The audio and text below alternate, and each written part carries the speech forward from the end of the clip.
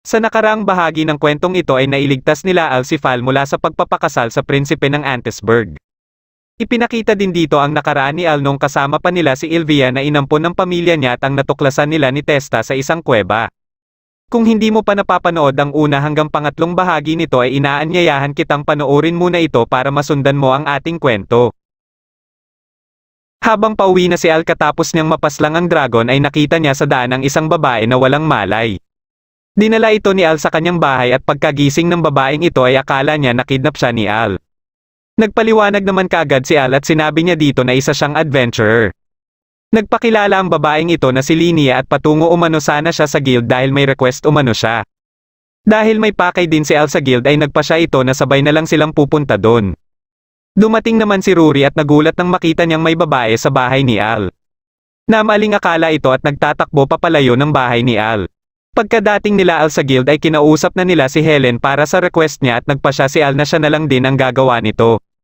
Nagulat siya nang sabihin ni Linnea na sa Gulltown ito dahil kilala umano ang lugar na ito kung saan ginagawa ang asparagus.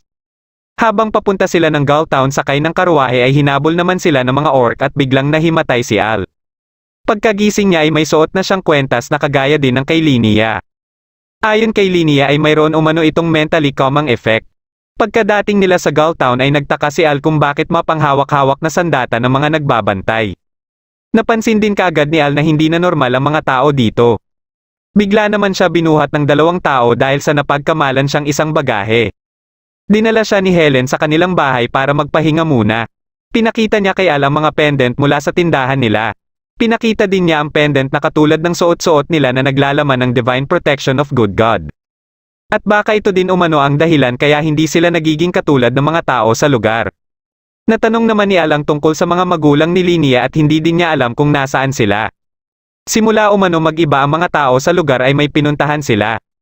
Dito ay nakausap nila ang pinuno ng lugar na si Lemuro at inimbitahan niya si Al na maghapunan sa mansyon niya. Ngunit binuhat na naman siya dito ng dalawang tao bago pa sila tumungo doon ay may sinabi si Linnea kay Al. Nagtataka si Linnea kung bakit nanatili pa rin sa lugar si Lemuro at parang hindi din naman ito humihingi ng tulong sa ibang bayan. Ayon kay Al ay baka makakuha sila ng impormasyon pagpunta nila sa mansyon. Pagkadating nila ng mansyon ay tinanong kaagad ni Al si Lemuro tungkol sa kakaibang nangyayari sa lugar. Dito na siya pinalibutan ng mga sibat na mga kawal ni Lemuro. Ngunit madali lang din silang natalo ni Al at kaagad na sumugod kay Lemuro ngunit hinaranga naman siya ni Linnea. Pinuri at pinasalamatan ni Lemuro si Linnea sa kanyang mga nagawa at dahil dito ay umaandar ng mas mabilis ang kanilang mga plano. Dito na rin nagpakita ang isang demon na si Vritra at ito pala ang nagkokontrol kay Lemuro. Ginawa niya din umanong uri ng bato ang kanyang kapangyarihan at inilagay sa estatwa na nasa gitna ng bayan kaya nagiba lahat ng tao dito. Isusunod niya din umano ang Royal Capital at may nabalitaan siyang isang tao na tumalo sa isang demon at dragon at gusto niyang kontrolin din ang taong ito. Dito na nalaman ni Al na ginawang hostage pala ng demon na ito ang mga magulang ni Linnea. Nang susubukan na ni Vritra na kontrolin si Al gamit ang bato ay binasag niya ang hawak-hawak niyang bato sabay din na nasira ang estatwa na pinaglagyan ni Vritra ng kanyang kapangyarihan. Ayon kay Al ay isang bagay lang umano iyon para makabigay siya ng hudyat sa kanyang mga kaibigan para sirain ang estatwa. Ayon kay Vritra ay imposible umano ito dahil buong oras siyang minamatyagan ni Linnea. Dito na sinabi ni Al na may 2 beses umano na hindi siya namatyagan ni Linnea at ito ay ang 2 beses na binuhat siya ng 2 tao. At ito pala ay sina Helen at Rory na sinundan siya dahil nag-aalala umano sila kay Al. Sila din ang nakatuklas na galing sa estatwa ang kapangyarihan na kumukontrol sa mga tao. At kagad nila itong sisirain kung mapatunayan ni Al na ang pinuno ng lugar na si Lemuro ang may pakana nito. Dahil sa napakawalan na nila Helen ang mga magulang ni Linnea ay ginawa na lang hostage ni Vritra si Lemuro. Pinakain lang ito ni Al ng asparagus at nawala na din ang kontrol ni Vritra sa kanya. Dito na sinamantala ni Al ang pagkakataon at kaagad na inatake si Vritra. Bago pa umuwi si Al ay may nadagdag na naman na chika babes sa listahan nito. Habang nasa sakahan ng 3 chika babes ni Al para tumulong sa kanya ay may napansin si Val na kwentas na suot-suot nila Helen at Rory. Ayon sa dalawa ay binigay umano ito ni Al sa kanila habang tinutulungan nila ito sa Gulltown. Bigla nilang narinig na sumigaw si Al at kaagad nila itong pinuntahan. Dahil lang pala ito sa halaman na tinatawag na dark vines na malaking sagabal umano sa kanyang mga pananim. Dito ay tinutulungan din nila si Al kahit sa pagbebenta ng kanyang mga pananim. Napadaan ang hari na nagpanggap na ordinaryong mamamayan at may binili kay Al. Bago umalis ang hari ay inalok si Al na magpakasal na sa prinsesa at nakahanda na umano ang lahat. Tinanggihan naman ito ni Al dahil hindi pa umano siya handa para dito. Ayon naman sa hari ay magbibigay siya ulit ng lupain na pwedeng taniman ni Al at mga bagong kagamitang pangsaka. Naakit naman dito si Al at pilit siyang pinipigilan ni Rory. Babatuhin sana ni Fal si Rory dahil sa pagpipigil nito kay Al, ngunit si Al naman ang natamaan at nawalan kaagad ng malay. Dito ay nanaginip si Al ng babaeng parang isang anghel at may sinasabi sa kanya. Nagising ito bigla, nakaharap ang hari at sinabi na pag-iisipan niya ang alok nito sa kanya. Nang maubos na ang mga paninda ni Al ay bumili ito ng herbicide para pantanggal sa dark vines. Dito ay nagkita sila ni Rix at may napansin silang batang babae na pinipuwersa ng mga lalaki na sumama sa kanila. Nilapitan ito ni Al at napalaban siya dito at mabilis lang din niyang natalo. Nang nilapitan ni Al ang bata ay napansin niya kaagad ang sungay nito.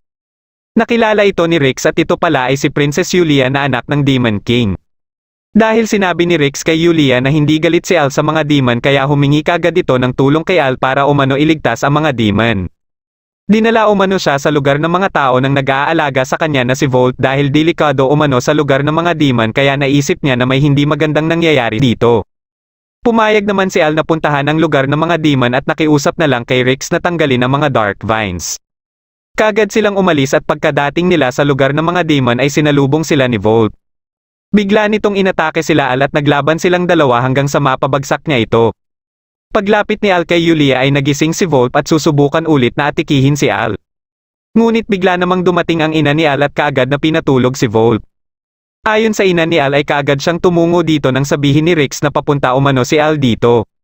Nalaman din nila Al na kinokontrol lang pala si Volt ng ibang tao.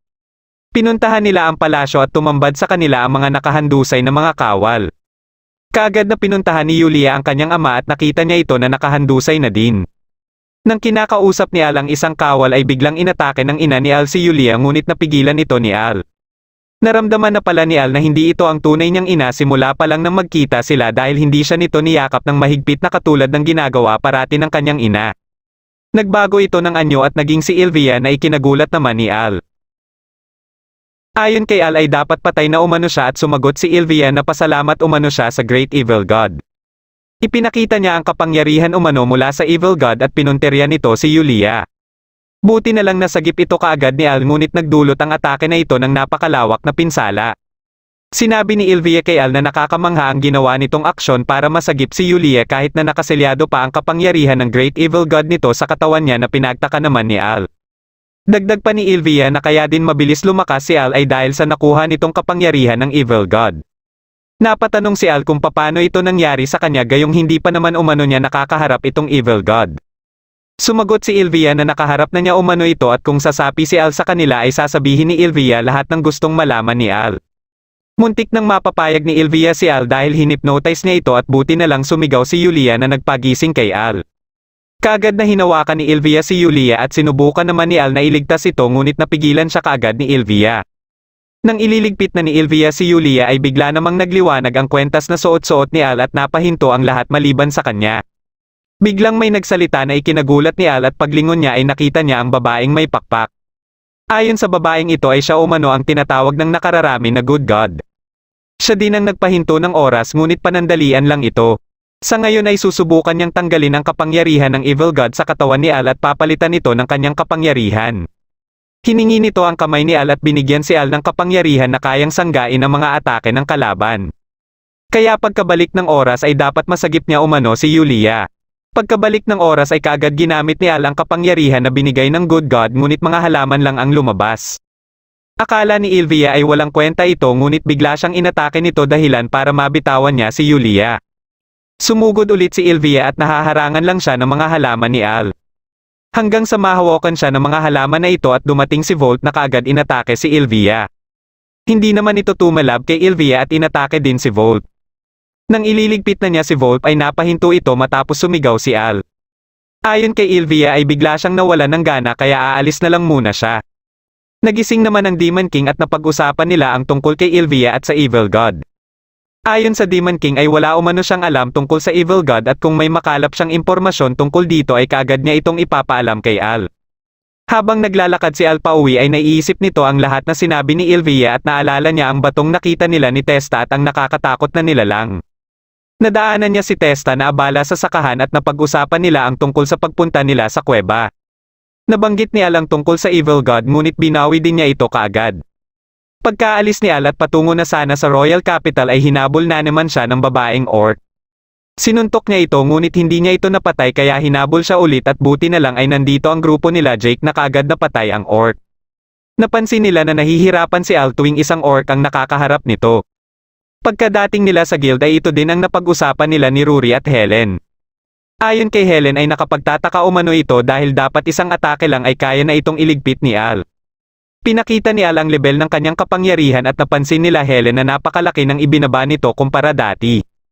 Napaisip si Al na baka siguro dahil nawala na ang kanyang kakayahan na tinatawag na one who loves nature matapos itong tanggalin ng good god. Pero ayon kay Helen ay mataas pa naman ito kumpara sa ordinaryong adventurer. Dumating naman si Rix at may ibinagay na sulat kay Al mula sa kanyang ina. Dumating din si Ophelia at niyaya si Al na mamasyal muna.